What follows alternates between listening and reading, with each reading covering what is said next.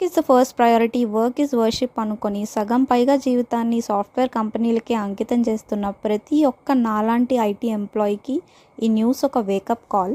ఇప్పటికైనా మనం మారితే బెస్ట్, లేదంటే ఏం కోల్పోయామనేది మనకి జీవితం అయిపోయే వరకు తెలియదు.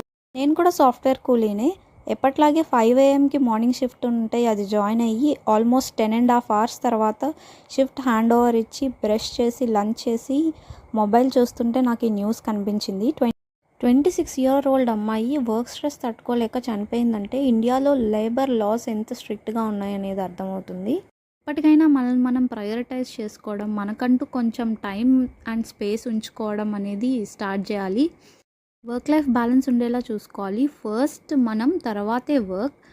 ఎందుకంటే ఏ సాఫ్ట్వేర్ కంపెనీకి మనం ఇంపార్టెంట్ కాదు.